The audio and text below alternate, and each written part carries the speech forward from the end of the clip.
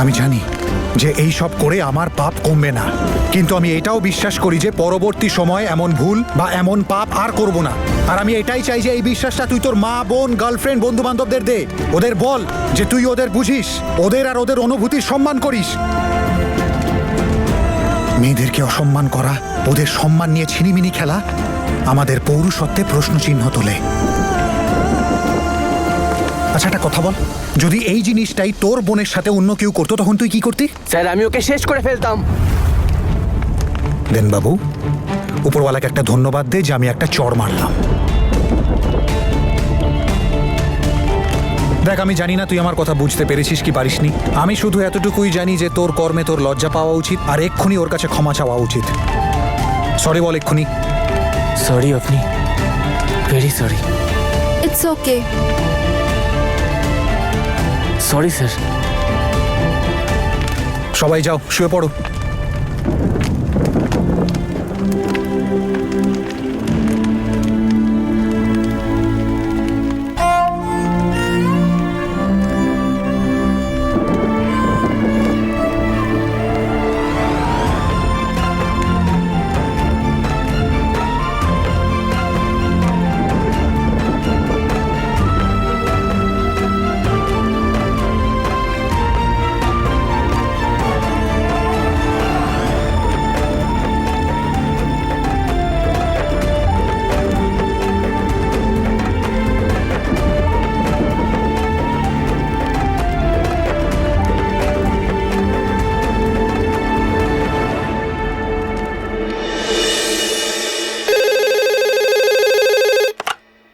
Hello, inspector Samaresh share.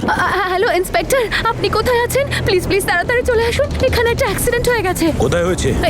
এই তো এখানেই, এই খালি জঙ্গলের রাস্তাটাতে। একটা লোক কারোর উপর দিয়ে গাড়ি চালিয়ে দিয়েছে, অ্যাম্বুলেন্স তাকে নিয়ে চলে গেছে। আপনি তাড়াতাড়ি চলে আসুন। এত কিছুর মধ্যে আমি গাড়ির নাম্বারটা নোট করে নিয়েছি। Very good job madam, number বলুন। আপনি ওখানে ওয়েট করুন, আমরা আসছি। ওকে ওকে, থ্যাংক ইউ স্যার। রণজিৎ, গাড়ি বার করো এখনই, অ্যাক্সিডেন্ট হয়েছে। এই খারাপ খারাপ ভেবে ভেবে আর খারাপ কথা বলে বলে আমার জীবনটাও না একেবারে তেতো হয়ে গেছে। চল জ্যাসমিন, আজ একটু মিষ্টি খাওয়া যাক। লাড্ডু, মুখ মিষ্টি তো আজকে করতেই হবে। কংগ্রাচুলেশন জ্যাসমিন, তোর অর্ধেক কাজ হয়ে গেছে। রেখে দিয়ে এবার আসবে আমার শান্তির ঘুম।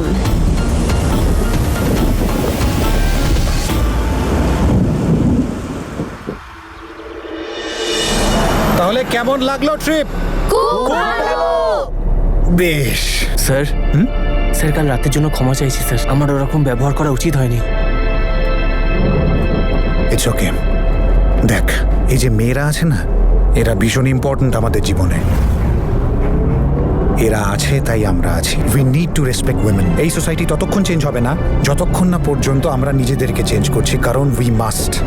ওকে, থ্যাংক ইউ স্যার।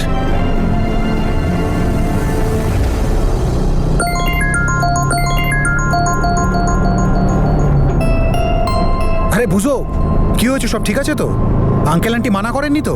শোন দেখ, তুই টেনশন নিস না, আমি ফিরে এসে কথা বলছি। দিদি ঠিক আছে? তুই ঠিক আছিস? কি হলো বুঝো, কেন ওকে বিরক্ত করছো? আরে তখন থেকে কথাই বলে যাচ্ছে, আমাকে বলতেই দিচ্ছে না। মা বাবা রাজি। হ্যাঁ, কি বলছিস? সত্যি? কি করে মানালি তুই? যেরকম তুই বলেছিলিস ব্যাস, একটা জোরে শ্বাস নিলাম আর বলে ফেললাম।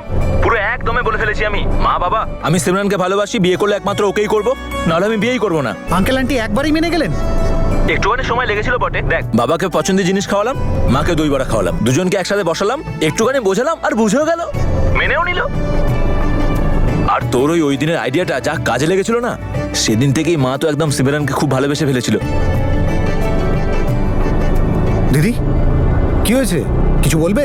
ওই আমি সিমরানকে ভালোবাসি, বিয়ে করলে একমাত্র ওকেই করবো, নাহলে আমি বিয়েই করবো না। আঙ্কেল আন্টি একবারই মেনে গেলেন?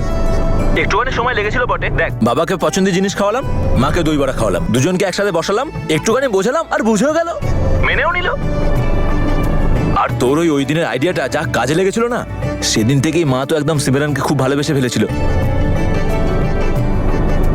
দিদি কি হয়েছে, কিছু বলবে? ওই আরে ভাই, এখন একটা প্রবলেম আছে। আমার বাবা মা না সবার আগে আঙ্কেলের সাথে দেখা করতে চায়, তারপরে সিমরানের সাথে কথা বলবে। যদি ওরা জানতে পারে আঙ্কেল এই বিয়েটাতে রাজি নয়, তাহলে সবকিছু গন্ডগোল হয়ে যাবে। বীর অ্যাকচুয়ালি বুজোর বাবা মা মেনে নিয়েছে কারণ ওনারা মনে করছেন যে বাবা মার এতে কোনো আপত্তি নেই। আমার কিন্তু সত্যি খুব ভয় করছে রে, কি হবে? দিদি ডোন্ট ওয়ারি, দেখো অর্ধেক কাজ বুঝো করে দিয়েছে, আর বাকি অর্ধেক কাজ আমি এসে করে দেবো, তুমি টেনশন নিও না। ওকে চলো বাই।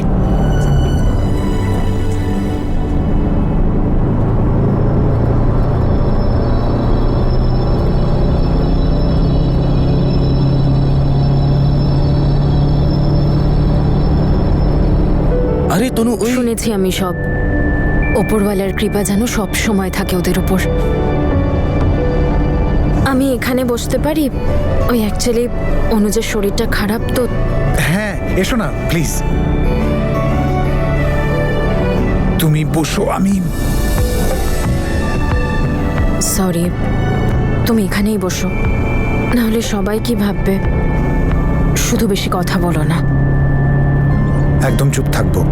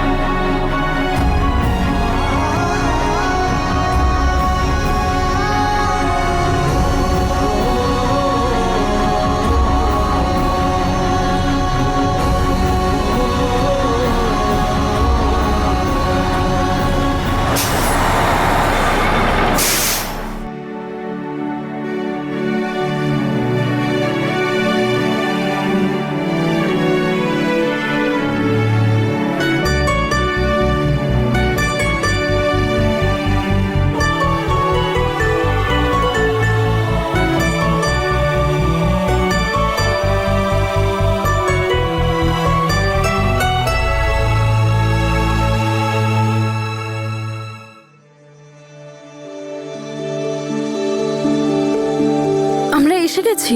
তুমি জাগাওনি কেন আমায়? তুমি এমন ভাবে ঘুমোচ্ছিলে যে আর তোমায় জাগাতে ইচ্ছেই করলো না। জাগানো উচিত ছিল তো।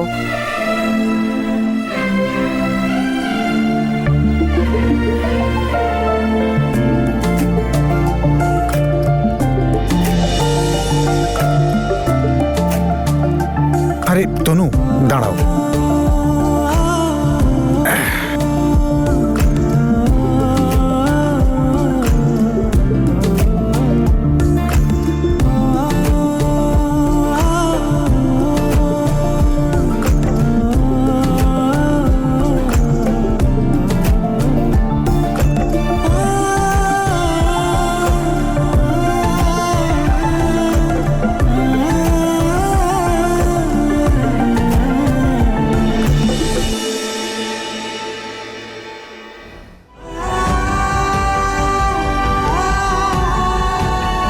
তনু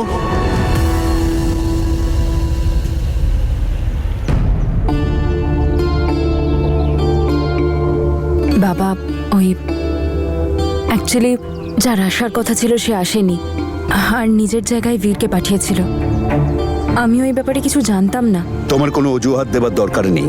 তোমাকে এই জন্যই আমি নিতে এসেছি যে তোমার জন্য তোমার মা খুবই চিন্তিত। ও ঘুমোয়নি। ও তোমাকে কয়েকবার ফোনও করেছিল, কিন্তু তোমাকে ফোনে পাইনি।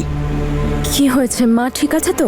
না মানে ওই জেসমিনের ওই হুমকিটার জন্য খানিকটা চিন্তিত আছে।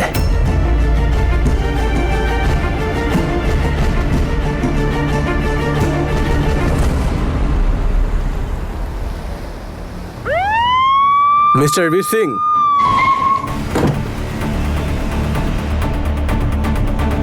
চলুন আমাদের সাথে। আসুন।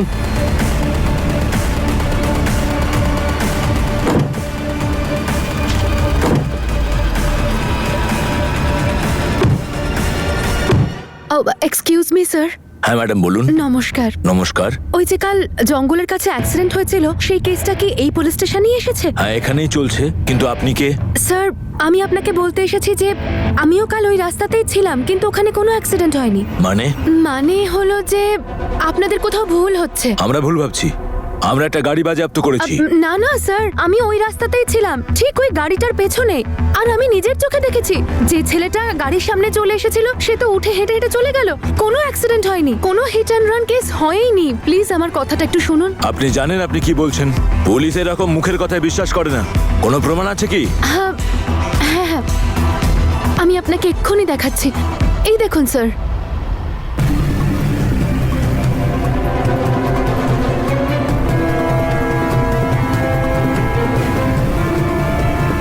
আসলে আমি চাইছিলাম যাতে কোনো নির্দোষ ব্যক্তি অকারণে শাস্তি না পায়। ঠিক আছে, এই যে ওনার স্টেটমেন্ট নিয়ে নাও আর ওই ছেলেটাকে ছেড়ে দাও।